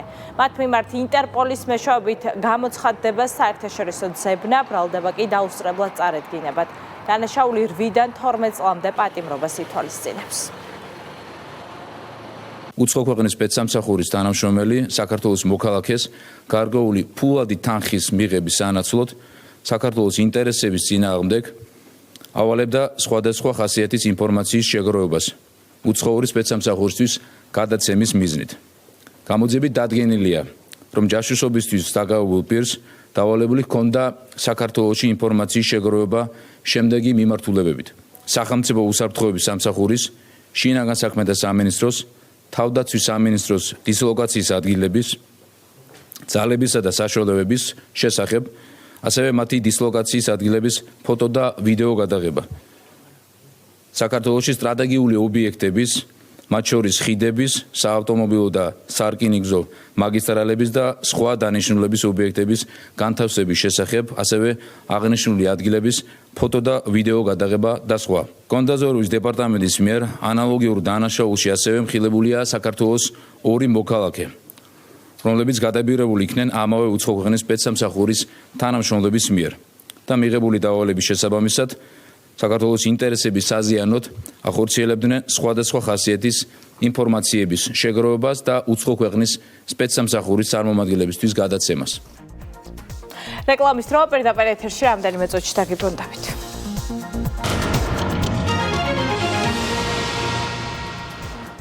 რეკლამის შემდეგ პოსტების საინფორმაციო სამსახური თქვენთვის მუშაობას აგრძელებს. ფრანკფურტი, თბილისი, ფრანკფურტი ზაფხულის სანავიგაციო სეზონზე საქართველოსა და გერმანიას შორის პირდაპირ ფრენებს კიდევ ერთი ახალი მიმართულება ემატება ავიაბაზარზე. გერმანული ავიაკომპანია კონდორი ბრუნდება. ფრენები ყოველდღიურად 15 ივნისიდან შესრულდება. ჯამში ორ ქვეყანას შორის ფრენებს 5 ავიაკომპანია 32 სიხშირით შეასრულებს. საჰაერო მიმოსვლის განახლება ხელს შეუწყობს ქვეყნებს შორის ტურისტული და ბიზნეს კავშირების კიდევ უფრო გაღრმავებას. დეტალები ჩვენ სიუჟეტში. ზაფხულის ტურისტულ სეზონს საქართველოს კიდევ ერთი ახალი საჰაერო მიმართულებით ხვდება. ავიაბაზარზე გერმანული ავიაკომპანია კონდორი ბრუნდება. 15 ივნისიდან ფრანკფურტი, თბილისი, ფრანკფურტის საჰაერო ხაზზე ყოველდღიური ფრენები შესრულდება. მიმდინარე წლის ზაფხულის სანავიგაციო სეზონზე საქართველოსა და გერმანიას შორის ფრენებს 5 ავიაკომპანია 32 სიხშირით შეასრულებს. მიმდინარე წლის ზაფხულის სანავიგაციო სეზონი საქართველოსა და გერმანიას შორის გამორჩეული აქტიურობით ხასიათდება. კერძოდ საქართველოს ავიაბაზარზე ბრუნდება გერმანული ავიაკომპანია კონდორი, რომელიც ფრენებს შეასრულებს ფრანკფურტი, თბილისი, ფრანკფურტის საჰაერო ხაზზე კვირაში 7 სიხშირით. მიმდინარე წლის მარტში საქართველოს სამოქალაქო ავიაციის სააგენტომ ფრენის ნებართვა მიანიჭა ასევე გერმანულ ავიაკომპანიამ Eurowings, რომელიც კიონსა და თბილისს შორის დაიწყებს ზაფხულის სანავიგაციო სეზონიდან ოპერირებას. საქართველოს ტურისტული ბაზრების დივერსიფიცირებასა და დაკავშირებადობის გაზრდაზე აქტიურად მუშაობს. საჰაერო მიმოსვლის განახლება კი ხელს შეუწყობს ქვეყნებს შორის ტურისტული და ბიზნეს კავშირების კიდევ უფრო გაღრმავებას. ფრანკფურტის საავიაციო ჰაბი ჩვენთვის ძალიან მნიშვნელოვანი მიმართულებაა, რადგანაც როგორც ჩვენი მოქალაქეები, ასევე სხვები შეძლებენ და უკავშირდნენ მსოფლიოს სხვადასხვა მიმართულებას ფრანკფურტის ჰაბიდან. ასევე აღსანიშნავია, რომ ფრანკფურტის მიმართულება ჩვენ დაგვეხმარება როგორც ტურისტული ნაკადების მოზიდვაში, ასევე ბიზნეს მიმართულების განვითარებაში. სამოქალაქო ავიაციის სექტორში ევროპული მიმართულების განვითარება დადებითად აისახა ტურიზმის ინდუსტრიაზე. 2025 წელს ევროკავშირის ქვეყნებიდან და დიდი ბრიტანეთიდან ვიზიტების რეკორდული რაოდენობა დაფიქსირდა. წლიურ ჭრილში ევროკავშირის 27 სახელმწიფოდან და გაერთიანებული სამეფოდან საქართველოში 9 მილიონამდე ვიზიტი შედგა, რაც წინა წლის მაჩვენებელზე 14%-ით მეტი იყო. გერმანია ჩვენთვის ერთ-ერთი სტრატეგიული ბაზარია. ბოლო სტატისტიკური მონაცემებით ჯამში ევროკავშირიდან ყველაზე მეტი მოგზაური არის ჩამოსული ჩვენ წლიდან წლამდე გერმანიაში, მათ შორის და ზოგადად ევროკავშირის ქვეყნებში. მარკეტინგულ კამპანიებს ვაკეთებთ, ეს ყველაფერი აისახება როგორც ვიზიტორების, ისე შემოსავლების ოდენობაზე. გერმანია საქართველოსთვის ერთ-ერთი სტრატეგიული ბაზარია. ევროპელი ტურისტების მოზიდვაზე სახელმწიფო კერძო სექტორთან ერთად აქტიურად მუშაობს. მიმდინარეობს არაერთი მასშტაბური კამპანია, რომლის მიზანიც მაღალმხარჯველუნარიანი ევროპული სეგმენტის დაინტერესებაა. პირდაპირი ფრენები არის ერთ-ერთი მთავარი და უმნიშვნელოვანესი ფაქტორი, რომ იყოს საქართველოში ტურიზმის მდგრადი განვითარება, რაც უკვე ხელშესახებია ფრენების წყალობით. სასიხარულო და საამაყო ასევე როგორც აღნიშნეთ, ფრანკფურტიდან გვემატება პირდაპირი რეისები, რაც უფრო ევროპის ეპიცენტრთან უფრო ფართო მასშტაბით, უფრო მარტივად და უფრო ხელმისაწვდომი გზებით დაგვაკავშირებს. ცხადია, ფრანკფურტის ფრენის დამატება გაამარტივებს საქართველოსთან კავშირს პირდაპირი ფრენის მეშვეობით და ეს იმას ნიშნავს, რომ ბევრი ევროპელი სტუმარი გვესტუმრება ფრანკფურტის მიმართულებიდან, ვინაიდან ეს არის უზარმაზარი ჰაბი, რომელიც აკავშირებს იმ ქალაქებს და იმ მიმართულებებს, რომელიც ჩვენთვის ძალიან საინტერესოა. სავარაუდოდ ფრანკფურტის მიმართულება გარდა იმისა, რომ ევროპიდან სტუმრები გვესტუმრებიან, ამავე დროს იქნება ის ადამიანები, რომლებიც საკმაოდ მაღალმხარჯველი ტურისტები არიან. სტატისტიკური მონაცემების მიხედვით გასულ წელს პიკურ პერიოდში საქართველოსა და ევროპას შორის პირდაპირი ფრენები ხორციელდებოდა 46 საჰაერო ხაზზე, კვირაში დაახლოებით 165 სიხშირით. თბილისის მუნიციპალური ინსპექციის ავტოპარკის სრულად განახლდა, შეძენილია Toyota მარკის 50 ერთეული ავტომობილი. ევროპის მოედანზე ავტოპარკის განახლებასთან ერთად ინსპექციის ახალი მიმართულება მოტო ინსპექცია წარადგინეს. Euro 6 სტანდარტის ტრანსპორტის პრეზენტაცია თბილისის მერმა გამართა. კახა კალაძის განცხადებით, მუნიციპალური ინსპექციის ეფექტიანი მუშაობა უფრო მოწესრიგებულ და უსაფრთხო გარემოს შექმნას უზრუნველყოფს. დეტალებით ბორენა ონიანი. თბილისის მუნიციპალური ინსპექციის ავტოპარკს Toyota მარკის 50 ერთეული ავტომობილი შეემატა. ეკონომიური და ეკოლოგიური Euro 6 სტანდარტის ტრანსპორტის საზოგადოებას თბილისის მერმა წარუდგინა. კახა კალაძის თქმით, ავტოპარკის განახლების მიზანია, რომ მუნიციპალურმა ინსპექციამ თანაბრად და ეფექტურად იმუშაოს დედაქალაქის ყველა რაიონსა და უბანში. კიდევ უფრო სწრაფად მოახდინოს დარღვევებზე რეაგირება, მათი აღკვეთა და პრევენცია. დღეს უკვე სრულად განახლებული ინსპექციის ავტოპარკი მოძველებული და მაღალხარჯიანი ავტომობილები ჩანაცვლა ეკონომიური და ეკოლოგიური Euro 6 სტანდარტის სატრანსპორტო საშუალებებით. ამ განახლების მიზანია, რომ თბილისის მუნიციპალურმა ინსპექციამ თანაბრად და ეფექტურად იმუშაოს დედაქალაქის ყველა რაიონსა და უბანში, მათ შორის რეკრეაციულ და სატყეო ზონებში. სწორად და სწრაფად მოახდინოს დარღვევებზე რეაგირება, მათი აღკვეთა და პრევენციული ღონისძიებები. ავტოპარკის განახლებამდე თბილისის მუნიციპალურ ინსპექციაში არაერთი ღონისძიება გატარდა. უწყებას დაემატა ახალი მობილური მიმართულებები, დაინერგა თანამედროვე ტექნოლოგიები. ინსპექციის თანამშრომლებმა გაიარეს სპეციალური მომზადება და გაუმჯობესდა აღსრულების მექანიზმები, რის შემდეგაც დაცულია დედაქალაქის იერსახე. გავაძლიერეთ სამსახური ადამიანური რესურსებით დავნერგეთ თანამედროვე ტექნოლოგიები, ასევე გავაუმჯობესეთ აღსრულების მექანიზმები. ყველა აღნიშნული მექანიზმის დანერგვის და გატარებული ღონისძიების შედეგად დღეს ჩვენი სამსახური არის უფრო მობილური და უფრო ქმედი. ახლად შესყიდულ ავტომანქანებთან ერთად ევროპის მოედანზე წარმოდგენილი იყო მუნიციპალური ინსპექციის ახალი მიმართულებაც, მოტო ინსპექცია, რომელიც შესაბამის სამართლებრივ ზომებს ეფექტურად ატარებს. ინსპექციის სამსახური დედაქალაქში 24 საათიან მონიტორინგს არაერთი მიმართულებით ასრულებს, მათ შორისაა სამშენებლო საქმიანობა და უსაფრთხოება, მუნიციპალიტეტის საკუთრებაში არსებული ტერიტორიები, გარემო, კულტურული მემკვიდრეობის დაცვა, ვაჭრობა, რეკლამისა და აკუსტიკური ხმაურის კონტროლი, მშენებლობა და დამთავრებული ობიექტის სანებართვო პირობებთან და კანონმდებლობასთან შესაბამისობის დადასტურება და ექსპლუატაციაში მიღება.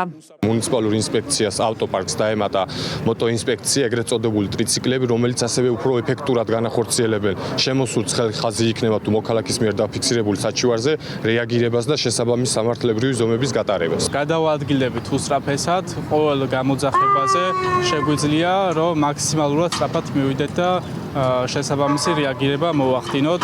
ავტოპარკის პრეზენტაციას თბილისის ვიცემერი, საკრებულოსა და პარლამენტის წარმომადგენლები ესწრებოდნენ. გიორგი ტყემალაძემ მუნიციპალური ინსპექციის ფუნქციებზე ისაუბრა და აღნიშნა, რომ განახლებული ავტოპარკი კიდევ უფრო გააუმჯობესებს უწყების საქმიანობას.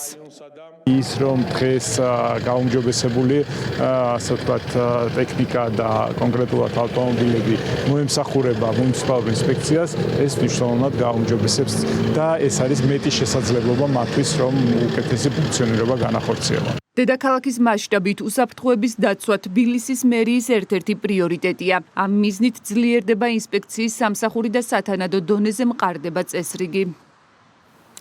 ნარეკვავი მცხეთა რკინიგზის სადგურის გზის რეაბილიტაცია და პარკის პროექტირება თეატრონის მიმდებარედ მცხეთაში ინფრასტრუქტურული პროექტები აქტიურ ფაზაშია დასრულებულია. მდინარე მტკვარზე ახალი ხიდის მშენებლობა, რომელიც მცხეთისთვის მნიშვნელოვან სატრანსპორტო კვანძს წარმოადგენს. მოძრაობის მზარდი ინტენსივობის გათვალისწინებით ახალი ხიდი სრულად უზრუნველყოფს უსაფრთხო და შეუფერხებელ გადაადგილებას. დასრულებულ და მიმდინარე პროექტებს დღეს ინფრასტრუქტურის მინისტრი ადგილზე გაიცნო. დეტალებით მარიამ ნებიერიძე. მცხეთაში ურბანული განვითარებისა და სატრანსპორტო ინფრასტრუქტურის გაუმჯობესების მიმართულებით არაერთი პროექტი ხორციელდება. მათ შორისაა გზების რეაბილიტაცია და ახალი საზოგადოებრივი სივრცეების მოწყობა. ქალაქის ისტორიულ უბნებთან კავშირის გაძლიერების მიზნით მდინარე მტკვარზე ახალი თაღოვანი სახიდე გადასასვლელის მშენებლობა უკვე დასრულდა. ხიდი ქალაქისთვის მნიშვნელოვანი სატრანსპორტო კვანძია. აღნიშნული მარშრუტი წარმოადგენს ძირითად გზას თბილისის მხრიდან სვეტიცხოვლის საკათედრო ტაძრის და სამთავროს მონასტრისკენ. ნებისმიერი ახალი გზის მშენებლობა, ეს არის ახალი ეკონომიკური შესაძლებლობები და ძალიან მნიშვნელოვანი წვლილი აქვს ამას ქვეყნის ეკონომიკურ განვითარებაში და ეკონომიკურ წინსვლაში, ხოლო არსებული გზების რეაბილიტაცია ჩვენი ვალდებულებაა, რომ ყველა გზა იყოს მწყობში, უსაფრთხო, მოწესრიგებული, განვლადი და სამინისტრო ამ მიმართულებით წელს ძალიან მნიშვნელოვან სამუშაოებს ჩაატარებს. ინფრასტრუქტურული პროექტების ფარგლებში ნარეკვავი მცხეთა რკინიგზის სადგურის 7 კილომეტრიან მონაკვეთზე საავტომობილო გზის რეაბილიტაცია მიმდინარეობს. იგება ახალი ასფალტ-ბეტონის საფარი, ეწყობა ტროტუარები, საყრდენი კედლები. სამუშაოების მიმდინარეობის გამო ნარეკვავის მხრიდან ქალაქში შემოსასვლელი გზა დროებით დაახლოებით 10 დღით დაიკეტა და გადაადგილება ალტერნატიული მარშრუტით ხორციელდება. მცხეთის თვლიანი გამჭოლი გზა იყო პრობლემური, გადაადგილება უჭირდა მოსახლეობას. და ამ პრობლემაზე ერთი კვირის მქონდა კომუნიკაცია მინისტრთან, მინისტრის მხრიდან იყო სწრაფი რეაგირება, რაც მე მინდა მადლობა უთხრა მას და დღეს პრაქტიკულად ფრონტი გაიშალა, სამუშაოები დაიწყო. პროექტის ფარგლებში განსაზღვრული არის მთლიანად საფარის რეაბილიტაცია საბუჯვერთან ერთად, მოიწყობა აუცილებლად წყლის ანერგების სისტემა და გაუმჯობესდება მოსახლეობის გადაადგილებისთვის საჭირო ტროტუარები. დასასვენებელი და საგანმანათლებლო სივრცე მოეწყობა თეატრონის მიმდებარედ მდინარე არაგვის მარჯვენა სანაპიროზე. პროექტის ფარგლებში მოეწყობა საფეხმავლო და ველობილიკების ქსელი, ავტოსადგომი ელექტრომობილებისთვის, ასევე უსაფრთხოების გარე განათებისა და წყალმომარაგების სისტემები. ვინაიდან ტერიტორია იუნესკოს მსოფლიო მემკვიდრეობის ძეგლის ბუფერულ ზონაში მდებარეობს, მუნიციპალური განვითარების ფონდის მოთხოვნით პროექტის საერთაშორისო რეკომენდაციების გათვალისწინებით ხორციელდება. მიმდინარეობს საპროექტო სახარშთაფრთხო სამუშაოები. პროექტი განხორციელდება 80 ჰექტარ ტერიტორიაზე. არის ქალაქისთვის, ქალაქ მცხეთისთვის უმნიშვნელოვანესი პროექტი, როგორც ადგილობრივი მაცხოვრებლებისთვის, ასევე სტუმრებისთვის. აღდგება სრულად და რეაბილიტაცია ჩაუტარდება თეატრონს, სადაც შესაძლებელი იქნება სხვადასხვა ღონისძიებების განხორციელება. დაიწყება ძალიან მნიშვნელოვანი პროექტის განხორციელება, რომელიც გულისხმობს გასართობი სარეკრეაციო სივრცეების მოწყობას და მცხეთა შეძენს ახალ სიცოცხლეს. მიმდინარე და დაგეგმილი პროექტები მცხეთაში მნიშვნელოვნად გაუმჯობესებს როგორც სატრანსპორტო ინფრასტრუქტურას, ისე ურბანულ გარემოს და გაზრდის ქალაქის ტურისტულ და ეკონომიკურ მიმზიდველობას. სასაზღვრო ავიაციას 27 წელი შეუსრულდა ღონისძიებას სასაზღვრო პოლიციის უფროსი სამინისტროს ხელმძღვანელი პირები, მოწვეული სტუმრები და თანამშრომლები დაესწრნენ. ღონისძიების დაწყებამდე 2022 წელს გუდაურში მომხდარი ტრაგედიის დროს დაღუპული გმირი მფრინავების ხსოვნას წუთიერი დუმილით პატივი მიაგეს. ღონისძიების დასრულების შემდეგ კი სტუმრებმა სასაზღვრო ავიაციის დეპარტამენტის ტერიტორიაზე არსებულ აეროდრომზე გამოფენილი ახალი H-145 ტიპის შუალმფრენები დაათვალიერეს და მის ტექნიკურ შესაძლებლობებს გაეცნენ. სასაზღვრო პოლიციის თანამშრომლებს ვულოცავ ავიაციის დღეს, განსაკუთრებით კი სპეციალური დანიშნულების ავიაციის დეპარტამენტის თანამშრომლებს უსურვებ წარმატებებს და წინსვლას. დიდი მადლობა მინდა გადავუხადო ხელმძღვანელობას ჯილდოსთვის. დავჯილდოვდი შინაგან საქმეთა სამინისტროს მადლობის სიგელით, რისთვისაც ძალიან დიდ მადლობას ვუხდი ხელმძღვანელობას. დღევანდელ დღეს მიულოცავ ჩემს კოლეგებს, უსურვებ წარმატებას, წინსვლას და კარიერულ განვითარებას. ეს იყო პასტივის საინფორმაციო გამოშვება 7 საათზე. მოხვალამდე გემშვიდობებით ნახვამდის.